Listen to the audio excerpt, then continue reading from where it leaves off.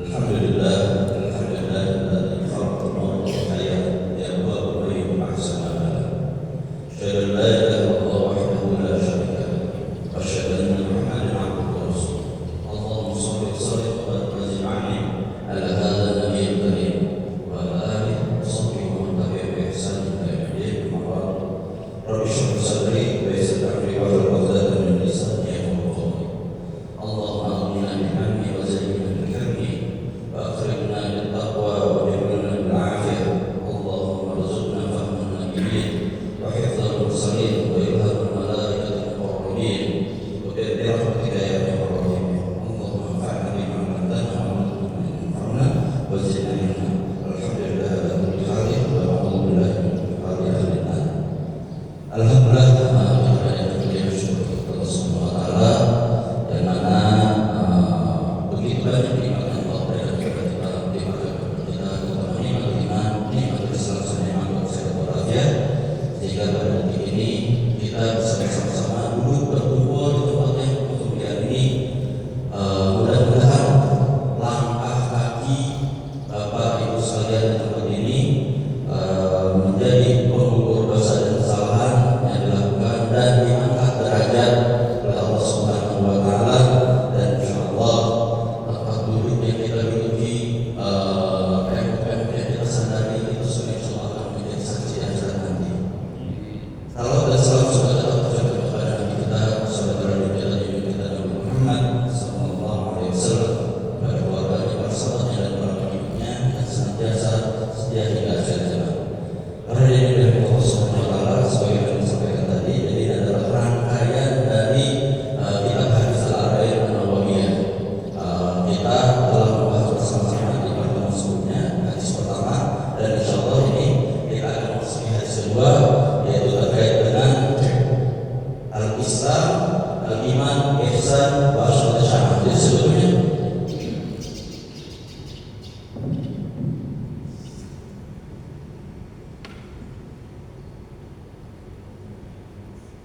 tes yang ini pakai apa ini aja? Yang ini aja? Ini kan? Ini ke atas, ini oke, berarti dua-duanya ini aja. Oke, baik. Di hadis ini hadis yang luar biasa banyak. Mungkin kita akan bagi jadi beberapa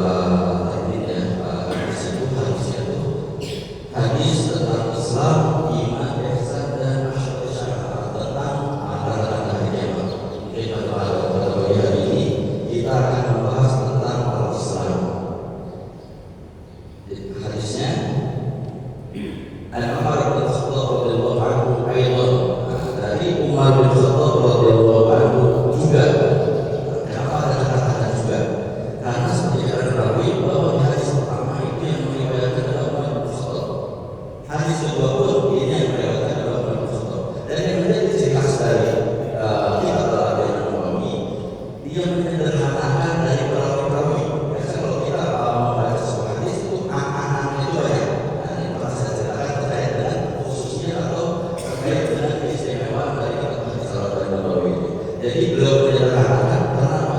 Untuk mempermudah kita menghafalkan dari hadis-hadis yang ada dalam kitab Al-Arba'in An-Nawawi. Umar bin Khattab radhiyallahu anhu dari Umar bin Khattab radhiyallahu anhu juga berkata, "Bainama nahnu julusun." Jadi ketika kami sedang duduk, nahnu julusun inda Rasulullah, di samping inda Rasulullah, di samping Rasulullah sallallahu alaihi wasallam, dzata yaumin, pada suatu hari, ittala alaina rajulun syadid bayad thiyab.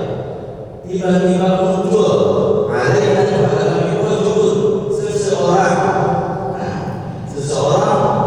syadid sawab syadid bayad thiyab, seseorang yang memakai pakaian yang begitu putih, syadid sawab sya'ab, dan memiliki rambut yang begitu hitam. La yura alaihi athar safar, tidak terlihat pada dirinya bekas dari perjalanan. Wala ya'rifu bina ahadun, dan tidak ada yang tahu di antara kami siapa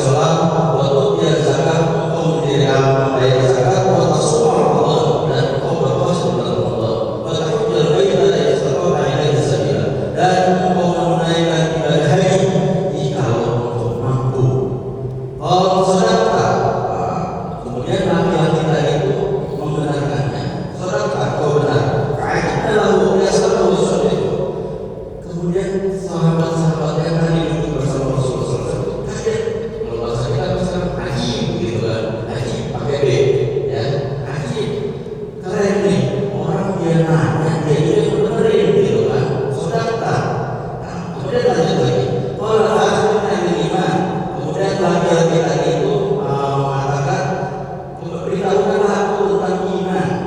Antum minadillahi wa malaikatihi wa kutubihi wa rusulihi wal yawmil akhir.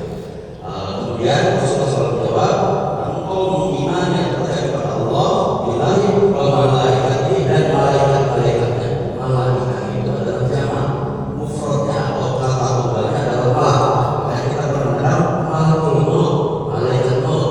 Nah ini sebetulnya malaikat itu jamak. Jadi di sini engkau mengimani kepada Allah dan mengimani akan malaikat-malaikatnya, wa kutubihi, dan kitab-kitab yang Allah turunkan kepada Nabi dan Rasul sebelum Nabi Muhammad SAW, wa rusulihi, dan Rasul-Rasulnya, Rasul-Rasulnya. Karena kita tahu bahwasanya Rasul dan Nabi Allah Subhanahu Wa Taala itu jumlahnya banyak. Di dalam beberapa hadis dijelaskan ada sekian ratus orang, bahkan di keterangan lain ada beberapa ribu orang. Wa rusuli wal yaumil akhir, dan hari akhir atau hari kiamat. Wa tu'minu bil qadari khairihi wa syarrihi, dan engkau mengimani qadar Allah khairihi wa syarrihi, baik dan buruk atau buruk.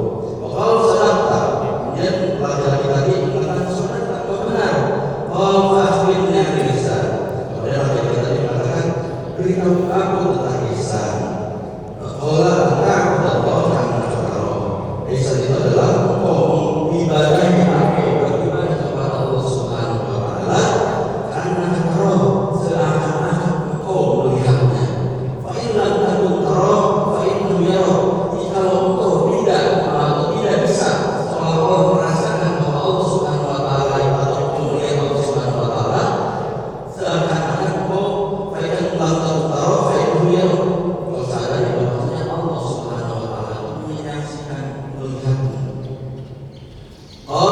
Akhirnya saat, kemudian laki-laki tadi mengatakan, beritahu aku tentang saat atau kiamat. Al-mas'ul anha bi'alamin as-sa'il. Kemudian Rasulullah SAW menjawab bahwasanya orang yang ditanya dengan orang yang menanyakan itu sama-sama tidak tahu. Gitu kan? Ini adalah sesuatu yang berbeda dengan Allah Subhanahu Wa Taala yang mengetahui. Kalau akhirnya dengan amalnya, kemudian laki-laki tadi mengatakan, beritahu aku tentang tanda-tandanya. Kalau tanda-tanda itu berbeda. Tanda-tandanya adalah yang pertama bahwa tanda-tanda itu berbeda. Seorang budak wanita melahirkan berbeda, melahirkan majikannya. Wa tarfa'u qurudul alam bi'asha yatawallu fi dunya. Dan kemudian orang yang telanjang kaki, telanjang dada atau tidak memakai pakaian, orang yang miskin, pengembala tua, yatawallu fi dunya, mereka menginginkan bangunan-bangunan. Tsumma qala, setelah selesai menjelaskan itu, laki-laki tersebut bergegas atau meninggalkan. Itu melihat. Kemudian Umar bin Khattab mengatakan, kemudian aku diam sejenak. Ya Umar, kepada Rasulullah SAW berkata, wahai Umar, atadri man sa'il, apakah kau tahu siapa orang yang bertanya tadi? Umar mengatakan, Allah wa Rasuluhu a'lam, Allah dan Rasulnya lebih tahu.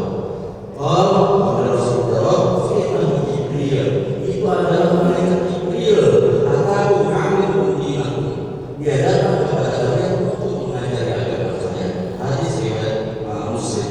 Jadi hadis ini dikenal juga dengan sebutan hadis Jibril atau hadis Jibril, karena di dalamnya itu dikisahkan tentang Jibril yang datang kepada Nabi dan para sahabat untuk mengajari para sahabat. Ini maksudnya referensi dari hadis itu. Dan Ibnu Daqiq Al-Aid mengatakan bahwa hadis ini sangat penting, meliputi semua amal perbuatan yang zahir dan yang batin, bahkan semua ilmu syariat mengacu padanya, karena memuat segala hal yang sebab, bahkan seakan-akan menjadi umum sunnah. Kalau kita dalam Al-Quran kita mengenal dengan umul Quran. Umul Quran itu apa? Ada yang tahu umul Quran? Surat apa?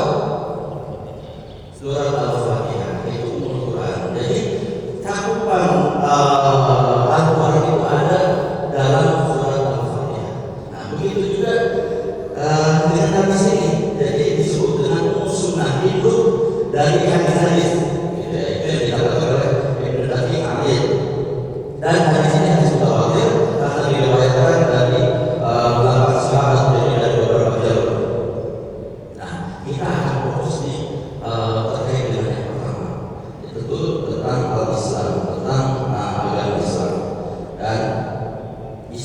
Jadi dalam hadis ini kita bisa melihat gitu, bahwa ternyata ada perbedaan antara Islam dengan iman. Ketika sesuatu itu digabungkan, disebutkan dua-duanya, berarti ada perbedaannya. Ini Rasulullah SAW sampaikan. Tapi ketika disebut salah satu, maka itu mengandung Islam artinya iman, iman artinya Islam. Tapi saat ketika digabungkan itu berbeda. Nah, jadi hadisnya tadi. Jadi kenapa kita bisa tahu bahwasanya tadi disebutkan menuju Rasulullah SAW dari qala alaihi rajul, datang muncul di hadapan kami rajul. Nah, rajul di sini adalah seorang malaikat sebagaimana disampaikan oleh Syekh Muhammad bin Ismail dalam Tufah, dan Syekh Utsaimin juga mengatakan bahwa rajul fi syaklihi la fi haqiqatihi anhu, dia adalah seorang laki-laki dalam wujudnya, tetapi hakikatnya dia adalah seorang malaikat secara benar. Terus tadi syari bayat dia terkait dengan sholatnya. Jadi dengan pakaian yang begitu putih, dengan rambut yang begitu hitam, dan layo tidak dilihat alainya tersebut, tidak kelihatan bahwasanya itu dia dari perjalanan yang jauh. Nah, kita bisa bayangkan di gurun pasir, ya, zaman dulu itu mau orang sekaya apapun, itu orang tersebut dia datang dari jauh. Karena apa? Tidak ada yang mengenal. Jadi kalau kita bisa kumpul seperti ini, tiba-tiba ada orang yang datang, orang asing, tidak ada yang mengenal satupun yang dulu saat itu kepada orang yang datang itu. Berarti orang jauh. Akan tetapi orang tersebut tidak kelihatan, asal seperti tidak kelihatan dari bekas perjalanan, karena bajunya sangat putih, rambutnya sangat hitam, rapi dan lain sebagainya. Itu menunjukkan ini siapa nih? Ya, kalau dibilang dari perjalanan jauh, tidak ada kumal-kumal, apalagi baju putih di gurun pasir. Itu pasti akan membekas tempel-tempelan. Begitu juga dengan anginnya, rambutnya itu akan kusut, gitu ya. Nah, dia tidak memperlihatkan itu. Nah, sehingga siapa nih? Dan di dalam keterangan lain bahwasanya disebutkan itu adalah malaikat Jibril. Jadi sehingga tadi Umar mengatakan bahwasanya itu tidak ada yang tahu pada ini, dan la ya'lamu min ahad, dan tidak ada yang tahu di antara kita siapa orang tersebut. Terus, nah ini terkait dengan isi dari hadis yang kita potong dari beberapa terkait dengan Islam. Yang pertama kata Nabi Muhammad SAW, faqal al-Islam asyhadu an la ilaha illallah wa anna Muhammadar Rasul. Yang pertama bahwasanya Islam itu adalah engkau mengucapkan syahadatain. Yang dikatakan itu syahadat ilahiyah, syahadat asyhadu an la ilaha illallah, bahwasanya aku bersaksi Allah itu adalah Tuhan murni. La ma'budu bihaqqin illallah. Tidak ada Tuhan yang berhak kecuali Allah Subhanahu wa taala. Wa anna Muhammadar Rasul, dan bahwasanya Nabi Muhammad adalah Rasulullah sallallahu. Nah, dalam hal ini ulama mengatakan bahwasanya kenapa ini tidak dipisah syahadat ini?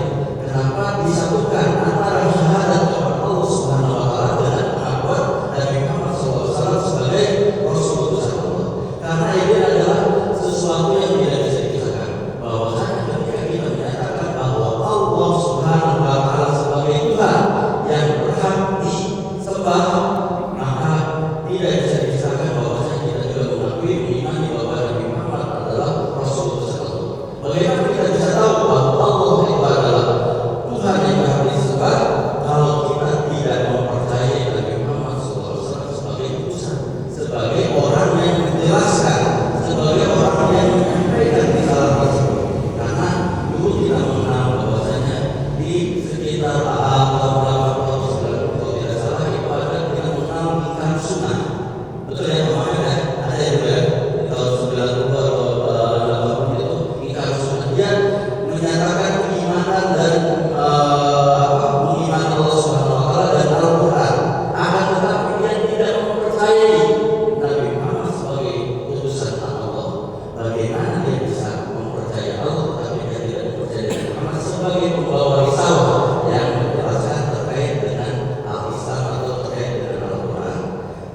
Itu jadi sesuatu yang tidak bisa dipisahkan. Dan kalimat syahadat ini, kalau kita lihat ada saya coba menuliskan terkait dengan syahadat bahkan dalam satu khusus itu hanya untuk kalimat syahadat. Karena kalimat inilah yang akan menentukan apakah kita bisa masuk ke dalam surga Allah Subhanahu wa taala atau kita akan dimasukkan ke dalam neraka Allah Subhanahu wa taala. Sehebat apapun, sesoleh apapun, sebaik apapun. Jadi ini adalah kalimat reformatif. Makanya ketika kita mensyahadatkan orang lain, maka di sini sudah beberapa kali yang sudah Asep kita mensyahadatkan orang, kita memastikan apakah orang tersebut betul masuk Islam karena kesadarannya tanpa paksaan, ataukah dia karena terpaksa atau karena ada hal yang lain. Dan dia harus mengerti bahwa setelah mengucapkan kalimat yang pendek itu maka ada konsekuensi hak dan kewajiban yang harus dilakukan. Dan ada sebuah kisah terkait dengan syahadat ini. Jadi dulu pada zaman jahiliyah ditulis dalam Sirah Nabawi Ibnu Katsir. Jadi Sirah Nabawi dari Ibnu Katsir itu ada seseorang yang bernama Abdullah bin An. Abdullah bin An ini adalah salah seorang paman dari Abu Bakar Siddiq. Dia itu adalah orang yang terkenal sangat baik, sangat dermawan, orang yang betul-betul pemurah. Bahkan sebelum itu ternyata dia itu adalah seorang penjahat, seorang yang selalu melakukan keburukan-keburukan sehingga keluarga dan kampung halaman dia mengusirnya. Akan tetapi Allah Subhanahu wa taala takdirkan ketika dia keluar dari Mekah untuk bunuh diri, karena dia berpikir, saya tidak punya harta, saya tidak memiliki harga diri, aku untuk apa lagi saya bertahan di dunia ini.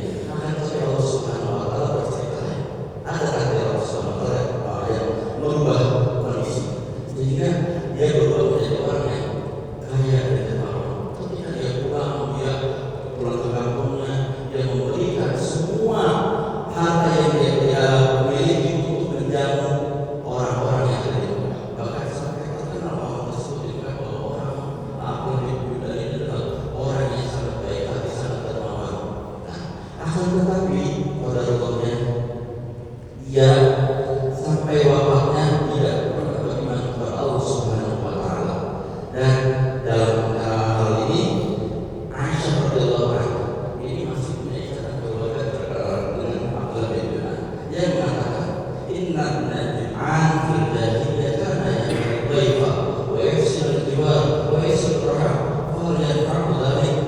Aisyah mengatakan kepada Rasulullah SAW, "Wahai Rasulullah, sungguh Ibnu Jud'an selalu menyambut para tamu dan gemar memberi makanan dan selalu menyambut silaturahmi." Terus beliau mengatakan, "Hal yang berarti apakah perbuatan itu bermanfaat baginya pada hari kiamat?" Rasulullah menjawab, "La, innahu lam yakun yawman Allahumma ighfirli khati'ati yawmiddin." Terus ketika ditanyakan apakah semua amal kebaikan itu bisa menyelamatkannya nanti di hari akhirat nanti, Rasulullah menjawabnya tidak, karena dia tidak pernah mengucapkan Allahumma ighfirli, Allahumma aku dari segala kesalahanku sudah sampai dengan yawmiddin, dengan hari akhir.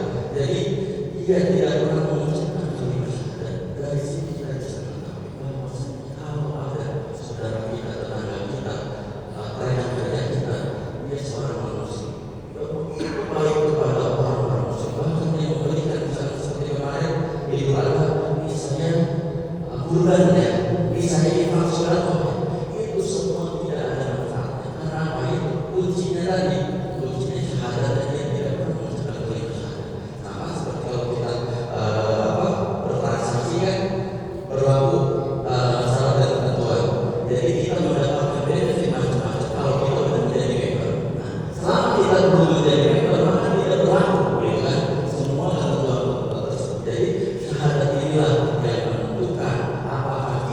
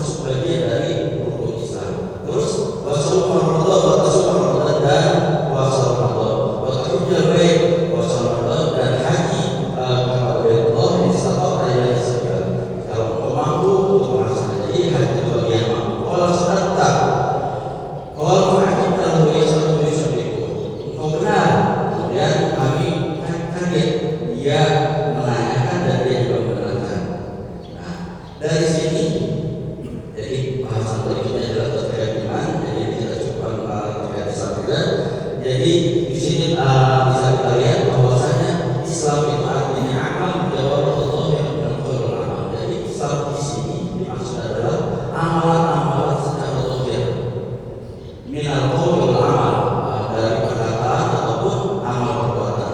Dan awakanmu iqrar syahadatain la syahadatain. Dan rukun itu adalah tadi mengikatkan syahadatain sampai dengan itu adalah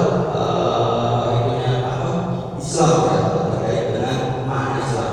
Nah, ada iman nanti yang atau kita akan sama-sama.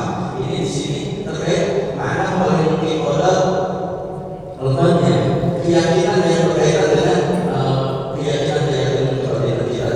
Nanti di situ ada akarnya itu iman kepada Allah, gitu kan, iman kepada malaikat dan lain sebagainya, gitu kan. Nah, nanti ada juga ihsan itu. Baik, sudah diumumkan. Baik, silakan kita bisa lanjut terkait dengan diskusi dan sebagainya. Baik, mungkin kita bisa saya sampaikan soal kita sambung kembali dari diskusi atau pertanyaan atau mungkin ada tambahan-tambahan dari para diskusi. Terima kasih Ustaz. Saya cukup sangat jelas juga. Saya baru bersananya baru 30 menit. Jadi 30 menit sudah selesai pokok. Ini yang materi panjang, ternyata materinya sangat baik, sangat ringkas, tapi punya makna. Nah, mungkin setelah iman sampai juga bisa dipaparkan oleh teman-teman, bisa untuk apa dari mau bertanya, mau menanggapi atau memberikan koreksi jika ada hal-hal yang tidak akan memberikan pendapat itu mungkin ada yang mau bertanya. Imam, biasanya kalau saat terima hadiah itu biasanya imam langsung hadiah. Terlalu ya. Nah ini mungkin harus kalau dia cuma hadiah tapi harus bertanya juga. Mungkin kalau imam mau coba nanya dan lagi yang studio itu pengasar mungkin Bapak Arman, Hendra, ini gimana? Sampai ya, ada contoh ya Ustaz, contoh yang aplikasi ini Islam dan insan di luar juga mungkin yang mau tadi baca ayat ini sebagai fundamental ya. Kalau misalkan harapan Islam dan bisa dalam sehari-hari mungkin ada sesuatu yang simpel tapi kita bisa akan berpati dan orang lain bisa melihat. Kalau itu lanjut dulu ya. Tapi ini tidak lanjut ke selanjutnya karena kalau selanjutnya terkait dengan iman itu akan panjang lagi. Oke, kita potong-potong ini gitu, kita potong-potong. Nah, jadi terkait misalkan ini syahadat kepada Allah Subhanahu Wa Taala itu akan memberikan konsekuensi yang sangat luar biasa pada kita. Mungkin kadang kita mengatakan bahwasanya Allah Subhanahu Wa Taala adalah Roh Tuhan kita.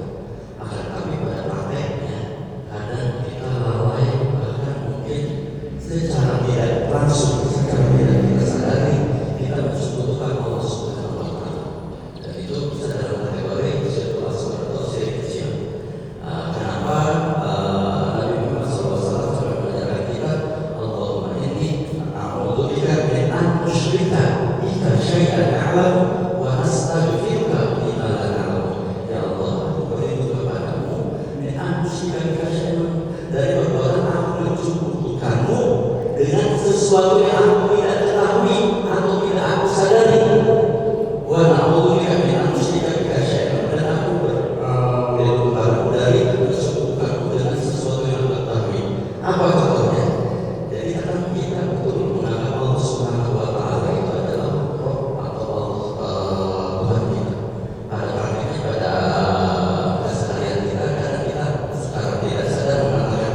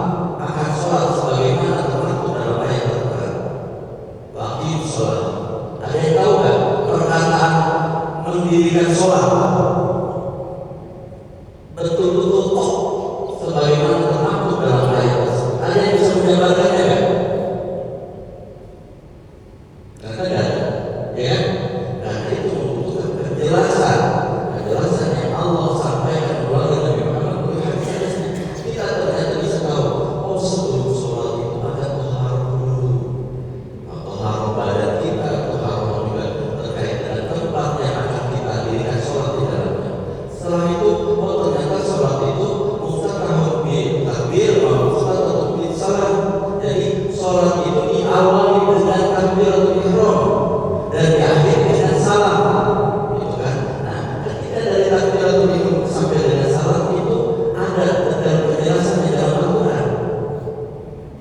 Tidak ada.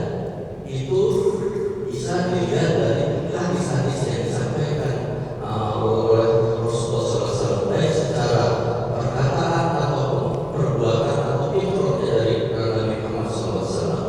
Itu adalah konsekuensi kita ketika kita menyatakan Islam.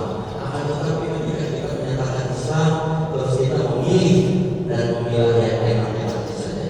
Padahal kita tahu ketika kita masuk dalam sebuah organisasi, ketika kita masuk dalam sebuah lembaga pendidikan atau apapun itu, mereka memiliki aturan dan peraturan yang mesti kita penuhi dan kita laksanakan.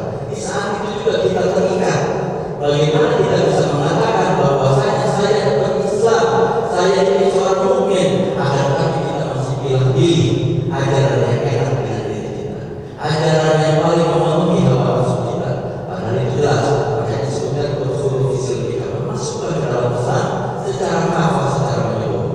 Karena begitu kita masuk, maka tidak ada pilihan selain kita menaati apa yang Allah dan Rasulnya sampaikan dan menjauhi apa yang Allah dan Rasulnya larang. Itu adalah konsekuensi logis ketika kita menyatakan bahwa ini saya bersyahadat.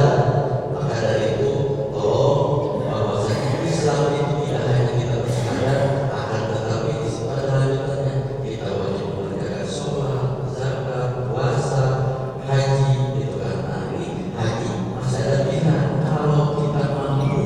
Nah, sekarang ada ramai juga terkait apakah wajib haji bagi umat Islam di Indonesia atau tidak. Nah, itu insya Allah ada penjelasan yang disampaikan oleh Ustaz Darul Tirmizi atau masalah yang lainnya itu sangat jelas dan sangat gampang terhadap masalah dinamika haji di negara kita. Jadi tolong sekali lagi bahwasanya Islam itu tidak hanya kita mengatakan asyhadu an la ilaha illallah wa asyhadu anna Muhammadar Rasulullah. Itu ada kelanjutannya. Di situ tidak ditutup secara lisan kita mengucapkan syahadat tadi dan dibantu dengan keyakinan kita dalam hati kita lalu mengimplementasikan hal-hal yang lain, yaitu apa? Mendirikan sholat. Sholatnya sholat apa aja? Apakah sholat saya cuma dalam 5 kali sehari itu? Saya cuma subuh doang? Saya cuma maghrib doang? Saya cuma isya doang? Tidak. Itu sholat 5 waktu minimal. Itu wajib, tidak bisa diskon lagi dan tidak bisa dilakukan lagi. Dan begitu juga dengan kewajiban-kewajiban lain. Itu mungkin gimana? Siap, saya Ustaz itu tidak ingin membaca ada tadi setelah saya kita harus ada kewajiban yang mungkin jadi memang sudah seharusnya setelah sebulan waktu itu sudah pasti orangnya dan kemudian apakah kita mau bertanya bukan sekali. Assalamualaikum warahmatullahi wabarakatuh. Waalaikumsalam warahmatullahi wabarakatuh. Tadi sama perkataan tak pernah diri sebenarnya. Jadi di Solo ya, di Solo sekarang itu banyak sate jamu. Sate jamu itu sebenarnya bahasa gesekan dari sate anjing ya. Karena apa? Ada pemahaman Solo ya, dari juga ya. Ada pemahaman di Al-Quran itu hanya dilarang 4, jadi babi, pakai, dan seterusnya. Nah,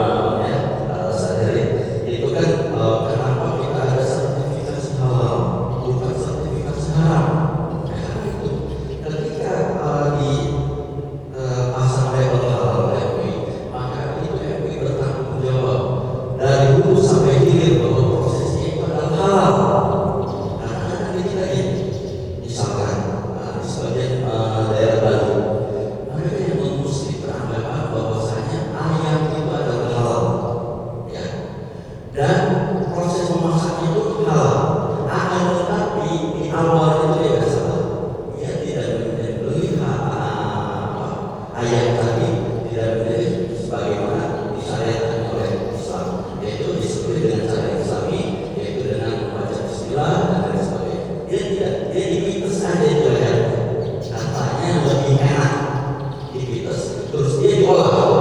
Dalam pengolahan itu tidak ada sesuatu yang haram dalam pengolahannya, tetapi awalnya asal atau di awal sudah benar, ini sudah dipotong sesuai dengan syariat membaca bismillah dan lain sebagainya. Akan tetapi di prosesnya tadi ada dengan mengandung unsur-unsur yang haram, misalkan wajannya bekas wajan masak babi atau menggunakan minyak babi dari kanan. Nah itu tidak halal meskipun dari awal ternyata ada unsur-unsur yang mengandung keharaman. Begitu juga dalam penamaan, mau dinamakan apapun, kalau ternyata di dalamnya ada unsur yang haram, maka itu tidak bisa menghalalkan.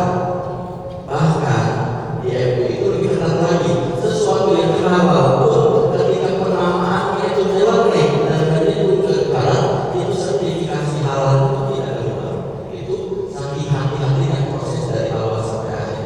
Ya mungkin terkait dengan kasus yang tadi itu saya mungkin kurang lebih gitu. Jadi ya kadang pimpinan itu hanya mencari pembenaran bahwasanya itu sesuatu itu sudah jelas gitu kan. Dalam bahkan kalau dibilang apakah babi itu halal bisa dimakan?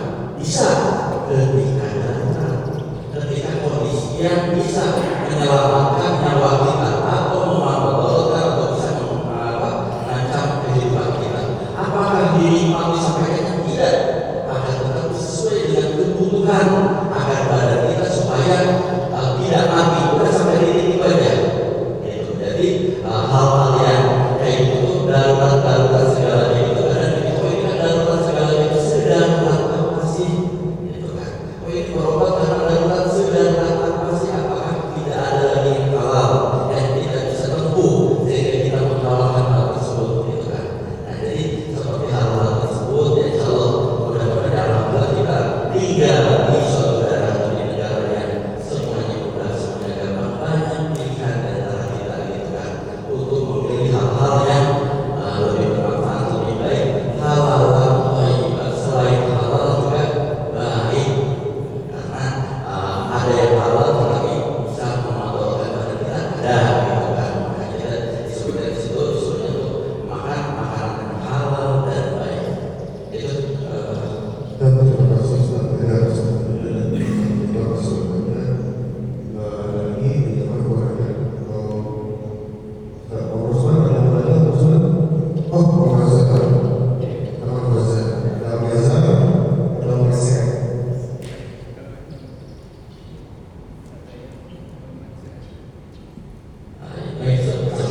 sebelum meninggalkan daratan. Jadi kalau saya cerita ya, ada seseorang akan dia diberikan objektif khusus wilayah di mana kegiatan dia melakukan inspirasi di wilayah itu dan dia harus kontrol agar mendapatkan informasi yang spesifik di wilayah tersebut. Dia harus membangun agar identitasnya tidak diketahui.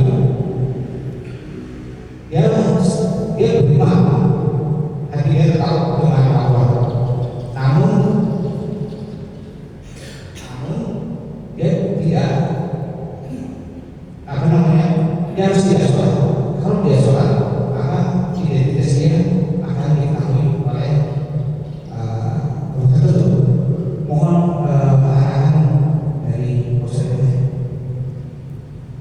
Ini adalah kejadiannya ya. Oh ya, itu tadi karena sesuatu itu kan merupakan yang dan dikatakan seorang muslim apabila kita melaksanakan semua yang diwajibkan Allah kepada diri kita. Ada kondisi seperti itu gitu kan, itu tidak lebih paham kondisinya seperti apa, tapi jangan sampai meninggalkan apa yang diwajibkan Allah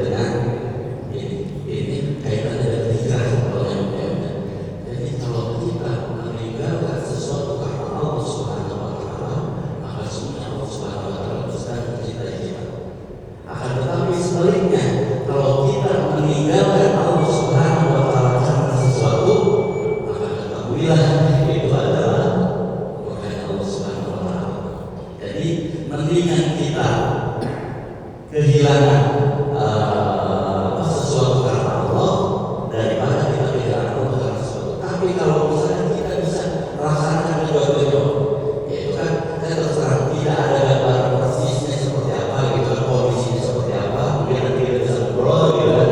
Nah, sehingga hak dan kewajiban kita sebagai seorang muslim itu tidak bisa ditunaikan. Apakah kejadian seperti apa detailnya?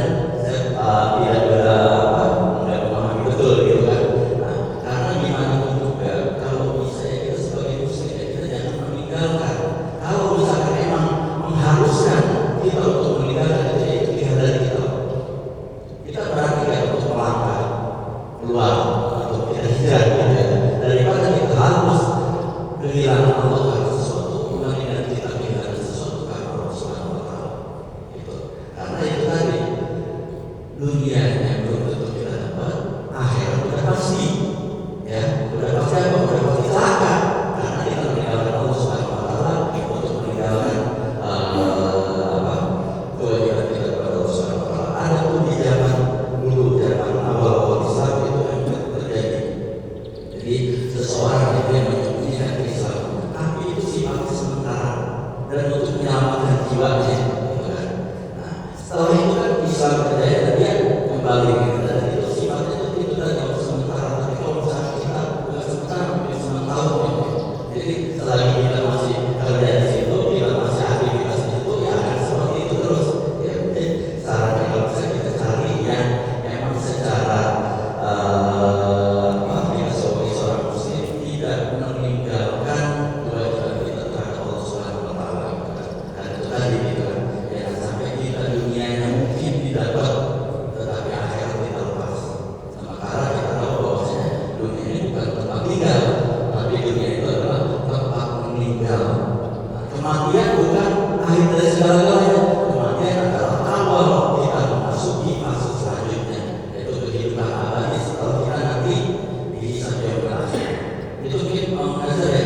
Nanti untuk detail itunya bisa Bisa selesai. ya coba lagi catatan. Karena kemarin udah ini 1 jam gitu ya. Masih ada di bawahnya lagi sih. Ada yang tanya atau kursus namanya atau kursus mana? Mungkin saya mau tanya sama yang kursus. Masalah detail. Assalamualaikum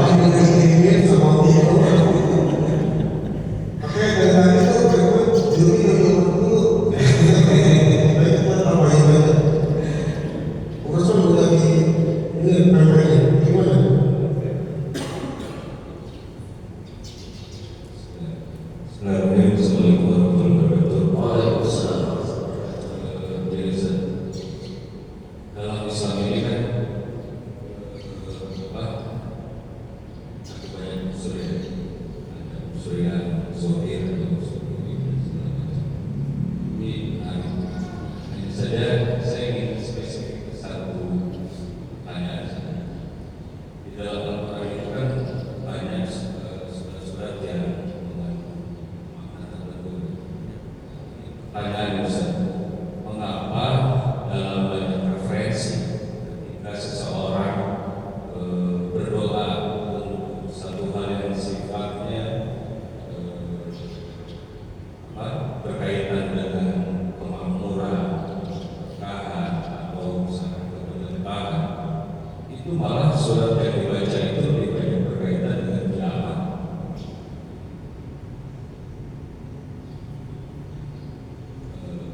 Jadi seperti misalkan orang berdoa ingin anaknya soleh, baca surat Yusuf, ingin apa baca itu, tapi ketika berkaitan dengan itu itu malah misalkan kan seperti katakanlah surat Al-Waqiah itu kan isinya tentang kiamat. Jadi ketika orang meminta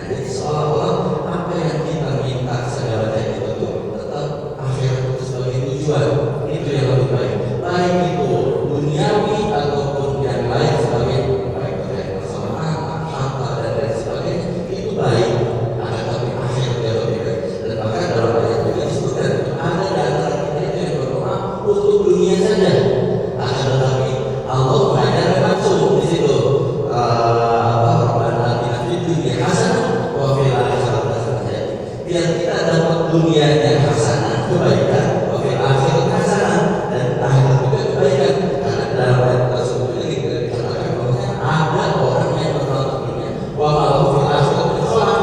Jadi dia di dalam akhirat itu tidak mendapatkan apa-apa, gitu kan. Nah, jadi kita itu diajari Allah dan Rasulnya untuk seimbang balance antara duniawi dan akhirat kita, gitu kan. Karena itu tadi kita tidak bisa juga mengatakan akhirat itu jauh lebih baik sehingga kita lupa dunia. Padahal disebutkan dunia selalu akhirat, bahwasanya dunia itu adalah tempat ladangnya untuk kita akhirat nanti. Ya kita bisa di akhirat itu ke surga atau ke neraka, di dunia ini menentukan. Bagaimana kita bisa masuk ke akhirat di surganya nanti, sementara kita di dunia mungkin secara pribadi kita soleh secara individu, akan tetapi kita secara sosial kita tidak soleh. Maka kalau kita lihat sampai semua ibadah-ibadah itu ada dua dimensi tersebut, kesolehan individu dan kesolehan sosial. Jadi kita secara individu pada Allah Subhanahu Wa Taala soleh, tetapi kita terhadap sesama juga soleh. Ya misalnya dalam hal sholat, bagaimana kita diajarkan kita hidup secara pribadi, hablumina Allahnya bagus, akan tetapi hablumina nasnya juga bagus. Bagaimana kita hidup berjamaah, itu juga dengan haji. Bagaimana kita diajarkan untuk beribadah, fokus beribadah kepada Allah Subhanahu Wa Taala, tetapi kita menghargai saudara-saudara kita yang lain yang sama-sama juga melaksanakan ibadah untuk beribadah kepada Allah Subhanahu Wa Taala. Seperti itu. Mungkin itu pesannya. Baik. Nah, terima kasih Ustaz dan Ustaz. Wah, ada lagi ibu ini kayaknya agak lagi. Terus apa namanya, tadi saya mencatat ada sekitar 49 orang ini doanya itu. Alhamdulillah ya, sampai kalau ibu ya yang baru. Jadi izinnya mau urus ya. Alhamdulillah. Terima kasih Om Iman. Terima kasih juga Pak Ustaz sudah memberikan materi yang alhamdulillah.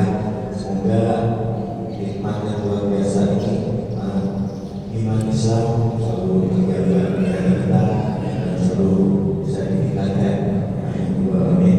Dan materi yang disampaikan Pak Ustaz.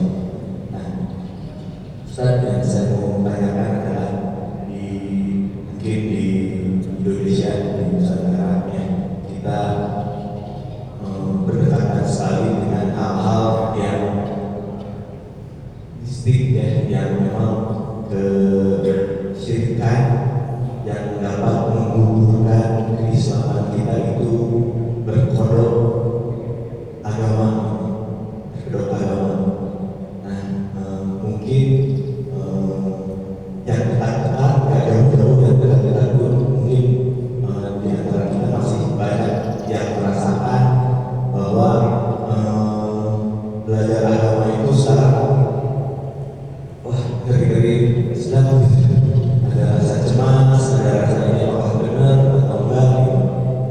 Dengan munculnya hal-hal demikian yang memang mengisyaratkan gitu ya, kita belajar ini, tapi tadi dekat-dekat dengan hal yang mistik, kita percaya air, kita percaya dengan amalan-amalan yang memang padahal sebenarnya ketika kita tahu saya dulu melakukan hal-hal ini yang sebenarnya jauh dari ajaran, tapi itu diajarkan sama pemuka-pemuka agama juga. Mungkin ada isinya itu Ustaz untuk menjadikan dari guru atau proses yang ini jadi benar gitu Ustaz. Ya, karena emang kita nggak lepas dari hal yang ini di Indonesia ya, banyak muslim-muslim jadi real Ustaz di mana ya. Kita ada Ustaz mohon pencerahannya. Terima kasih. Terima kasih.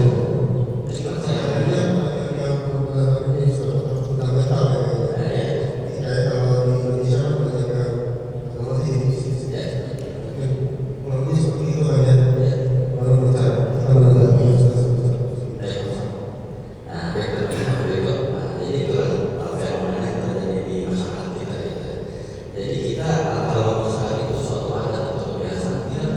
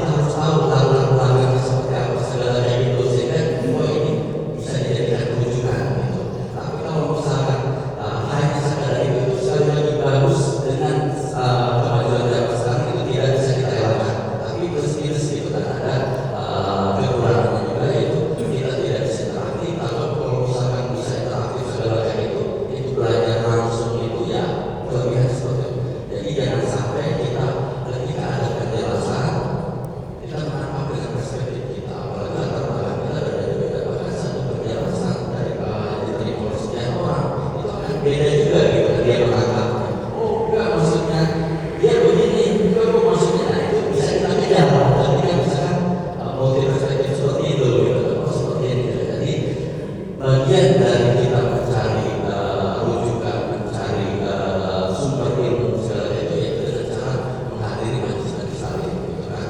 Karena bagaimanapun juga itu adalah ada ilmu-ilmu yang memang bukan fardu kifayah dan setiap muslim itu wajib untuk tahu terkait dengan misalnya kayak tadi masalah ibadah dan lain sebagainya itu kan bukan fardu kifayah. Bagaimana kita sholat selama berapa puluh tahun hidup di dunia ini, akan tetapi ternyata tidak sesuai dengan tuntutan dan tuntutannya, jadi sholat kita selama itu tidak diterima.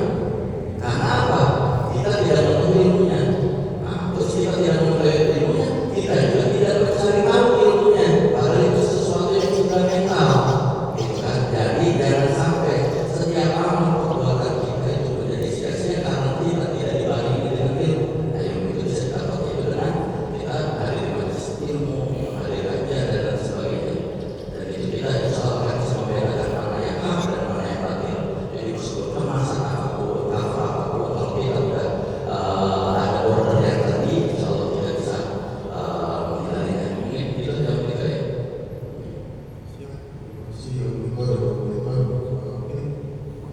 Lagi orang-orangnya Ya, kalau ini bukan nanya, dia bukan karena orang apa yang kita orang ini ya izin atau sesuatu ini orang kita ini bertanya kepada orang itu dia oh pada aja sebelah. orangnya ini kan mana di komen kita Assalamualaikum warahmatullahi wabarakatuh. Waalaikumsalam. Saya tidak bertanya. Mungkin tadi mengenai bukti yang disampaikan.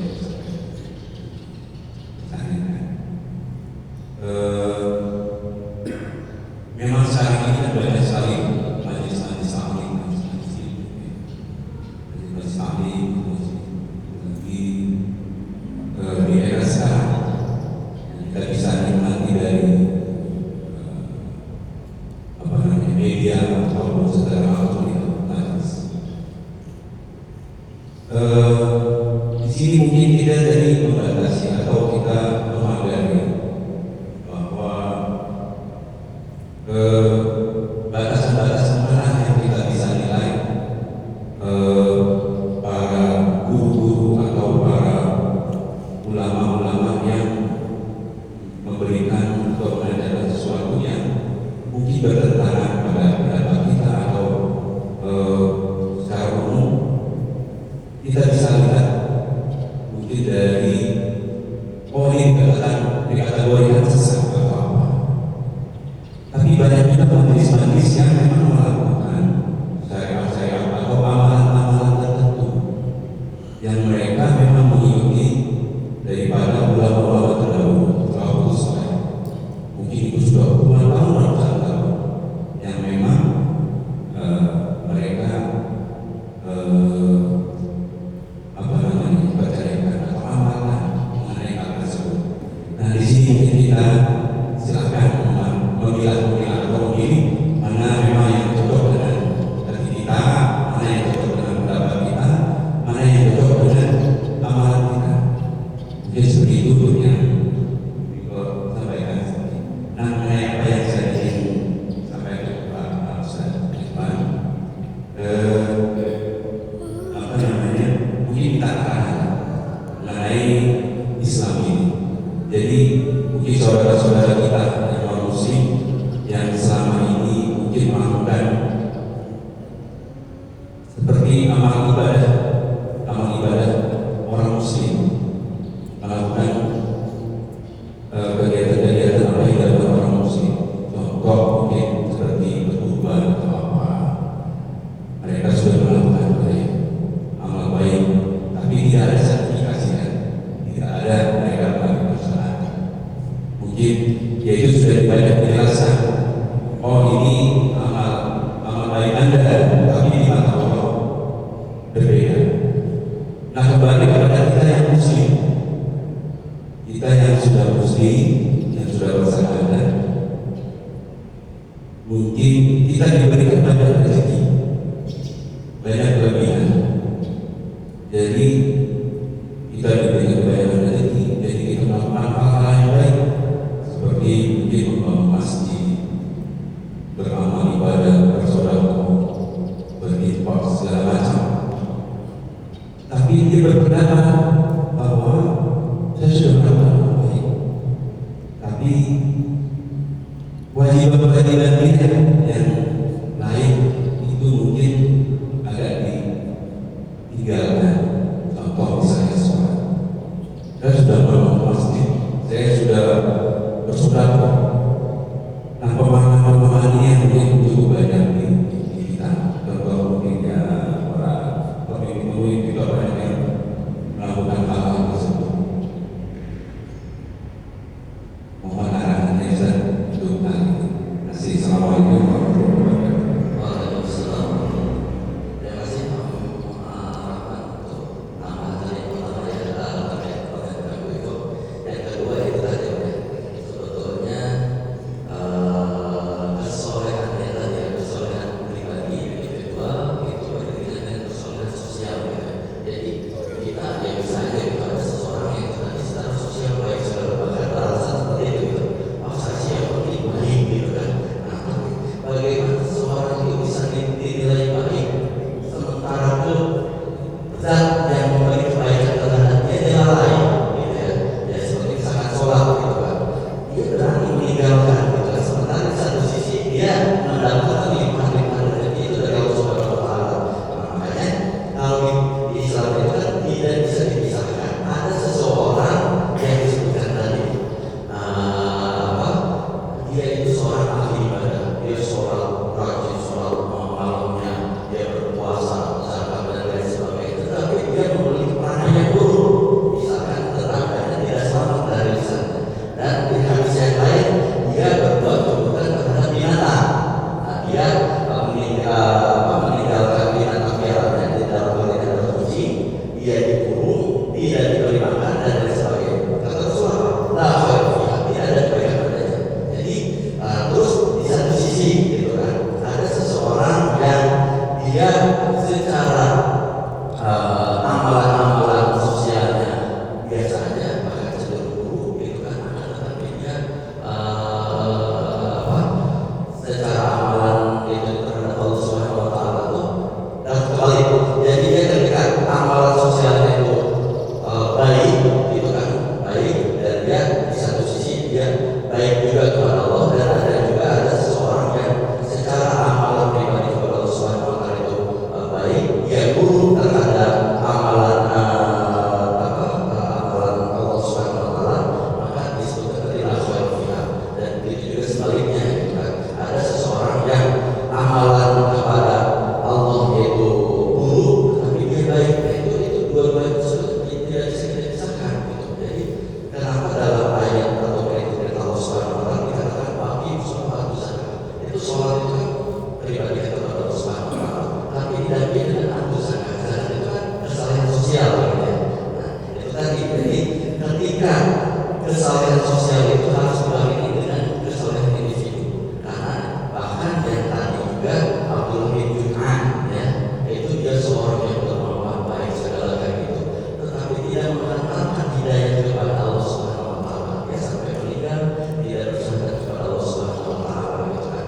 Nah, jadi kita ketika seorang muslim, maka yang hal fundamental yang tadi hak dan kewajiban kita kepada Allah Subhanahu wa Ta'ala ketika kita berikrar mengatakan syahadat asyhadu an la ilaha illallah, maka kita harus mengimplementasikan semua hak dan kewajiban kita terhadap Allah dan Rasulnya, dan itu akan beriringan dengan kesolehan sosial.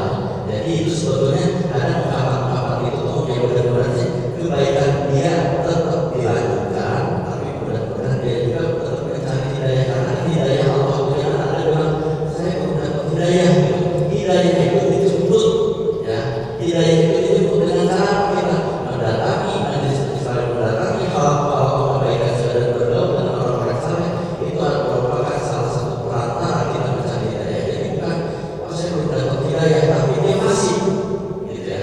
Nah, jadi dia akan mendapatkan hidayah ketika dia aktif dan mencari hidayah tersebut. Dan seorang muslim sejatinya adalah dia tidak mungkin meninggalkan Allah Subhanahu wa Ta'ala sementara dia baik terhadap makhluk Allah yang lainnya, atau sebaliknya dia hanya baik terhadap Allah Subhanahu wa taala, tetapi dia buruk terhadap makhluk Allah. Itu biasanya kesalahan pribadi, kesalahan individual, beriringan dengan kesalahan sosial, gitu kan. Jadi ketika salah satunya tidak seimbang, berarti kan ada sesuatu yang salah, gitu ya. Ya mudah-mudahan itu pun kebaikan yang sudah dia lakukan tidak menghalangi ya, karena oh saya belum sholat itu stop dulu deh kebaikan ini enggak, gitu kan. Jadi bisa jadi itu tetap peluang. Kalau gini mohon dibedakan antara bisa lebih tadi dia itu dari amal kebaikan yang sia-sia. Karena apa? Karena dia tidak mengucapkan syahadat. Akan tetapi kalau bagi seorang muslim tidak ada kebaikan yang sia-sia. Sekecil apapun itu akan dicatat oleh Allah ya melalui malaikatnya. Dan bisa jadi amal kesolehan yang kecil itu mendatangkan rahmat dan ridhonya Allah Subhanahu wa taala. Makanya kita jangan pernah berhenti dan jangan pernah meremehkan suatu amal kebaikan. Begitu juga sebaliknya, jangan pernah kita meremehkan suatu amal keburukan, karena bisa jadi itu akan mendatangkan murkanya Allah Subhanahu wa taala. Dan alhamdulillah ketika kita melakukan keburukan, Allah takdirkan kita meninggal di posisi seperti itu.